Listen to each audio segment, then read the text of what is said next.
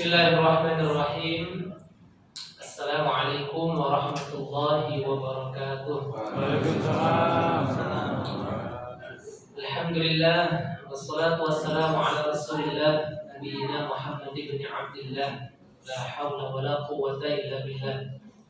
Asyhadu an la ilaha illallah wahdahu la syarika lah wa asyhadu anna Muhammadan abduhu wa rasuluhu la nabiyya ba'dah. Rabbi shrah li sadri wa yassir li amri wahlul 'uqdatam min lisani yafqahu qawli amma ba'd. Qala Allah ta'ala fi kitabihil karim wa huwa asdaqul qailin. A'udzu billahi as-sami'il 'alim minasy syaithanir rajim. Wa idh ta'adzana rabbukum la in syakartum la azidannakum wa la in kafartum inna 'adzabi lasyadid. Ayat sadaqallahul 'aliyyul 'azim. Pertama-tama dan paling utama tentu saya dan senantiasa kita bersyukur memuji kehadirat Allah Subhanahu wa taala atas berbagai limpahan nikmat yang Allah berikan kepada kita. Dan salah satu nikmat yang baru saja kita rasakan, kita alami bersama, yaitu adalah nikmatnya sholat secara berjamaah. Mudah-mudahan kenikmatan tersebut kita rasakan betul-betul sehingga Allah berikan kita kekuatan dan keistiqomahan untuk bisa menunaikan sholat-sholat lima waktu secara berjamaah. Amin ya rabbal alamin. Salawat beserta salam semoga senantiasa tercurah limpah kepada uswah hasanah kita baginda Nabi Muhammad sallallahu alaihi wasallam, satu-satunya figur manusia mulia yang harus kita jadikan sebagai tolak ukur ketika kita ingin mencari panutan sejati, idola hakiki, figur yang sempurna akhlak maupun pribadi.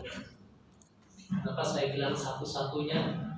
Karena di zaman sekarang tidak sedikit generasi milenial itu justru malah lebih mengidolakan, memfigurkan sosok biasanya artis Korea, Lee Min Ho, Siwon Choi, Son Joong Ki, Kong Guan, Tom Yam, apa gitu, Shin Shang Sheng, streaming, nggak tahu komen kayak gitu nama-nama. Tapi kita berharap mudah-mudahan rasa cinta dan kesetiaan kita kepada Nabi Muhammad betul-betul tertanam kokoh hingga ajal menjemput kita semua dan kita digolongkan menjadi umat beliau yang kelak di yaumul kiamat nanti memperoleh syafaatnya. Amin ya rabbal alamin. Bapak Ibu hadirin, adik-adik semuanya, rahimakumullah. Ini masih semangat semua puasanya? Kelihatan pada lemas. Ini hari yang keberapa? 10, 11 ya. Barang siapa yang berpuasa Ramadan 11 hari, maka sisanya 19 hari lagi. Betul ya? Ya betul. Itu bukan hadis. Kasih tahu aja. Mudah-mudahan Allah berikan kita umur panjang dan barokah sehingga bisa menyelesaikan puasa ibadah-ibadah di bulan Ramadan tahun ini dan berjumpa dengan Ramadan yang akan datang. Amin. Karena apa? Karena ya Allah, kalau kita renungkan sesuai fakta saja, ada yang 3 hari sebelum, ada yang 2 hari, 1 hari sebelum Ramadan sudah dipanggil oleh Allah. Tapi Allah masih berikan kita kesempatan hingga detik ini. Maka coba kita banyak-banyak mensyukuri nikmat ini, gak kebayang sejauh mana kita dengan 11 hari ini banyak mengucap kata-kata, kalimat-kalimat apa yang kita ucapkan atau melakukan perbuatan amaliyah apa yang sudah kita perbuat. Karena menjadi renungan buat kita, ini sudah Ramadan yang keberapa kita jalani, kita lewati, kita lalui, dan apakah itu Ramadan yang terbaik? Ini yang jadi masalah. Karena kalaupun kita hanya puasa saja, mungkin hanya dahaga haus yang kita dapatkan. Padahal ada satu hal yang lebih utama daripada puasa. Apa itu? Sholat. Kadang kita ini memperhatikan puasa kita jaga, tapi lupa untuk mempertahankan ataupun memperbaiki sholat kita. Ada amaliyah yang lebih utama daripada puasa, yaitu sholat. Inna awwala ma yuhasabu bihil 'abdu yaumal qiyamah min 'amalihi sholatuh. Sesungguhnya amalan pertama kali yang akan dihisab, ditanya di hari kiamat nanti bagi setiap hamba dari amal-amalnya adalah sholatnya. Maka mari kita pertahankan sholat kita, jangan sampai kita puasa. Karena ada orang yang puasa habis sahur tidur, bangun-bangun maghrib, wah repot ini. Maka dari itu sholat kita lebih perhatikan, lebih utamakan. Kemudian dalam hal ini juga kita perbanyak yang namanya amalia-amalia sekecil apapun. Karena kita tahu banyak keutamaan di bulan suci Ramadan ini. Selain dilipat gandakan setiap amal, Masya Allah, gak kebayang ini. Maka coba salah satu amalia yang perlu kita tingkatkan di bulan suci Ramadan adalah banyak-banyak kita beristighfar. Apa manfaat fungsinya istighfar di bulan Ramadan? Jelas banyak. Karena istighfar itu bukan hanya soal ampunan saja. Ada korelasinya dengan rezeki kita, dengan umur kita, dengan keberkahan dan sebagainya. Apalagi kita nggak tahu nih maksiat, dosa yang mana yang belum kita istighfar. Kalau boleh saya tanya, ada di sini yang merasa ataupun yang berani mengangkat tangan yang dirinya tidak punya dosa? Halo? Adik, senyum-senyum aja. Berani ada enggak? Berarti kita semuanya sama ya, mengakui diri kita banyak dosa, punya dosa penyimpan. Maka kita istighfar. Seperti ya, saya agak setuju dengan lagunya Wali Band. Masih ingat yang tobat itu, tobat maksiat. Dengarlah hai sobat, saat kau maksiat dan kau bayangkan ajal mendekat, apakah kau buat? Kau takkan selamat, dirimu pasti habis dan tamat. Bukan ku sok taat sebelum terlambat, ayo sama-sama kita taubat. Dunia sesaat, awas kau tersesat, ingatlah masih ada akhirat. Astagfirullahaladzim. Ada lagu. Semuanya pada merenung ya. Ya Allah, itu kan membuat kita tersenyum. Segera istighfar. Banyak-banyak kita istighfar. Lagi berangkat ke kantor, istighfar. Mau mulai aktivitas, istighfar. Karena dapat masalah apa, istighfar dulu.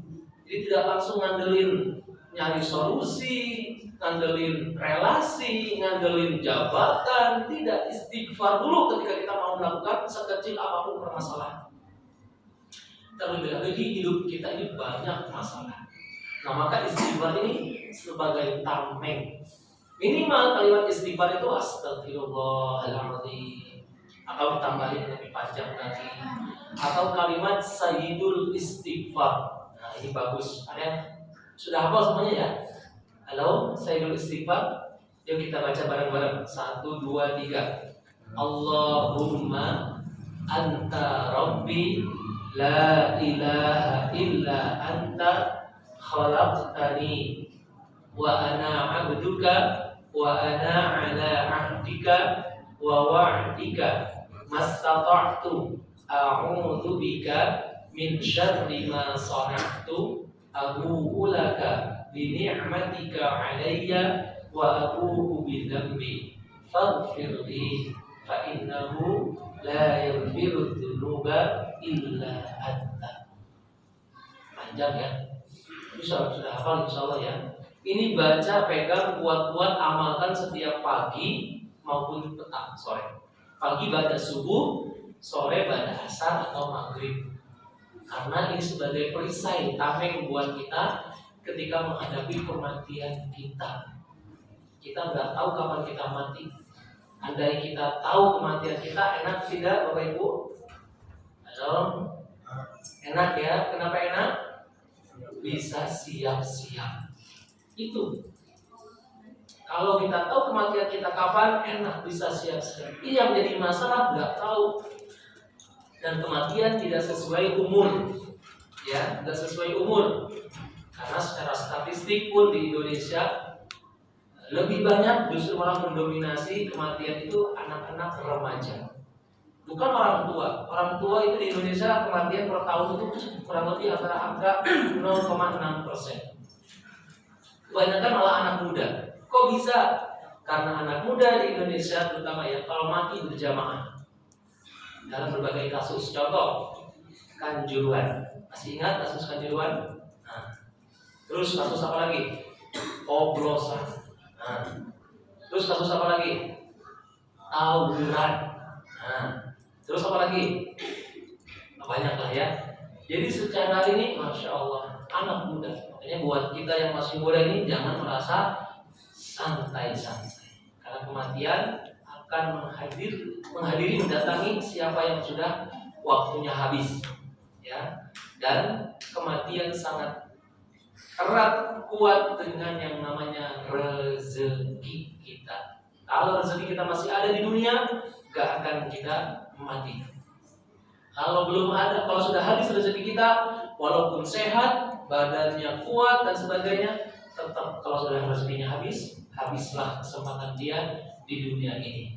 Makanya yuk kita banyak-banyak ingat kematian kita dan mempersiapkan. Karena salah satu tanda kecerdasan kita selaku umat mukmin, orang mukmin itu adalah banyak mengingat mati. Kok bisa? Bersumber dalam sebuah riwayat, Nabi pernah ditanya oleh sahabat, "Ya Rasul, ayyul mukmin afdal?" Orang mukmin yang paling utama itu yang seperti apa? Qala, Nabi menjawab, "Ahsanuhum khuluqan." Mukmin yang paling utama adalah yang paling bagus akhlaknya. Cuma ayyul mukmin al-aqyas, mukmin yang cerdas itu yang seperti apa? Nabi menjawab, "Aktsaruhum lil mauti dzikra." Yang paling banyak mengingat kematiannya. Ya, sumastidadan liqauti. Kemudian dia mempersiapkan untuk kematiannya ini. Masya Allah. Makanya kalau kita renungkan Bapak Ibu sekalian, tidak sedikit di zaman sekarang ini orang yang sibuk berpikir dan berusaha bagaimana caranya memperoleh hidup yang baik, tapi lupa untuk berpikir dan berusaha bagaimana caranya memperoleh mati yang baik. Maka kita berharap mudah-mudahan kapanpun, dimanapun, dan dalam kondisi apapun, ketika nanti Allah panggil kita untuk menghadap kehadirannya, semoga kita semua dipanggil dalam keadaan husnul khatimah. Amin ya rabbal alamin. Cukup sekian uraian pada kesempatan kali ini, mudah-mudahan bermanfaat. Barakallahu fiikum. Akhirul kalam. Wassalamualaikum warahmatullahi wabarakatuh.